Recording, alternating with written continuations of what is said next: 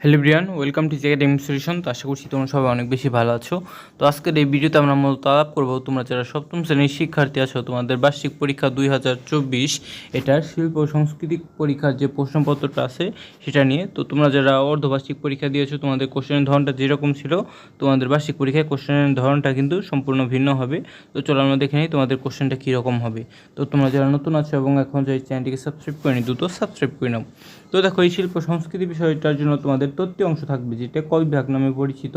সেখানে তোমাদের জন্য কিছু এক কথায় উত্তর বা সংক্ষিপ্ত প্রশ্নের উত্তর থাকবে, যেখান থেকে তোমার কী করতে হবে, সবটা প্রশ্নেরই উত্তর করতে হবে। অর্থাৎ এখানে 15টা প্রশ্নের জন্য তুমি এক করে টোটাল 15 নাম্বার পাবে। যেমন মুক্তিযুদ্ধ নিয়ে আঁকা, 2টি পোস্টারের নাম লেখো, বাংলাদেশের জাতীয় পতাকার নকশাকার কে, এগুলো তোমার এক কথায় ছোট করে একটা উত্তর লিখতে হবে, সঠিক উত্তরটা। ঠিক আছে, তো এই গেল তোমার যে সংক্ষিপ্ত প্রশ্ন। এরপরে দেখো তোমার কি আছে, এই সংক্ষিপ্ত প্রশ্নগুলোর উত্তর ওই যে এখানে দেওয়া আছে যে বাংলাদেশের যে মুক্তিযুদ্ধ নিয়ে 2টি পোস্টারের নাম, এই যে এখানে 2টা পোস্টারের নাম দেওয়া আছে। যেমন যে বাংলার মায়েরা সকলে মুক্তিযোদ্ধা, সদ্যজাগ্রত মুক্তিবাহিনী এবং জাতীয় পতাকার যে নকশাকার শিল্পী কামরুল হাসান।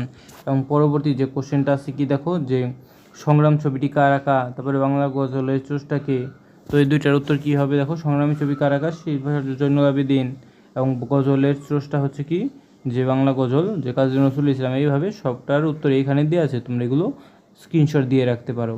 এরপরে তোমাদের জন্য আরও কিছু সংক্ষিপ্ত প্রশ্ন থাকবে, সেখানে তোমাদের যে দেখো 4টার উত্তর করতে হবে। অর্থাৎ সেখানে অনেকটাগুলো প্রশ্ন থাকবে, এখানে 5টা দেওয়া আছে। এইখান থেকে তুমি যেই 4টা পারো ভালো সেইটা তোমার উত্তর করতে হবে। এটার জন্য তুমি কত পাবে দেখো, এখানে মার্কিংটা ভুল করে দেওয়া আছে, এখানে টোটাল মার্কিংটা থাকবে হচ্ছে 20।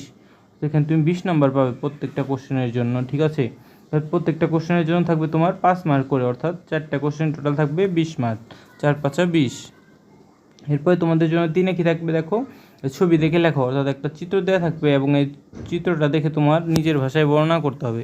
তো এখানে আমরা যে একটা নবান্ন উৎসব বা বিভিন্ন ধান ঘরে তোলার উৎসব দেখতে পাচ্ছি, এটা আমাদের কি করতে হবে, নিচের ভাষায় লিখতে হবে। এটাকে বলা হয় কি আর্ট অ্যাপ্রিসিয়েশন বা ক্রিয়েটিভ রাইটিং। তো এটার জন্য আমরা 10 নাম্বার পাবো। তো এরপরে আমাদের জন্য কি থাকবে দেখো, এরপর আমাদের 4 নাম্বারে কিছু রচনামূলক প্রশ্ন থাকবে, সেখান থেকে আমার যে কোনো 2টার উত্তর করতে হবে এবং প্রত্যেকটার জন্য 10 করে টোটাল 20 নাম্বার থাকবে এখানে।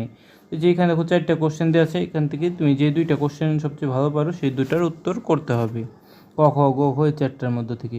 এরপরে তোমাদের যে ব্যবহারিক অংশ থাকবে খ বিভাগ, এইখানে পাবে তোমরা 35 নাম্বার।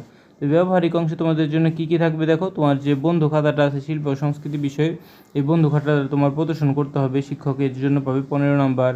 তারপরে তোমার যে কোনো একটি কাজ করতে হবে, যেমন তোমার মুক্তিযুদ্ধকে ভিত্তি করে একটি চিত্রাঙ্কন করতে হবে, বা দেশাত্মবোধক নাচ গান, বা মুক্তিযুদ্ধের উপর লেখা নাটকের অভিনয় ও কবিতা আবৃত্তি, এটার জন্য পাবে 20 নাম্বার।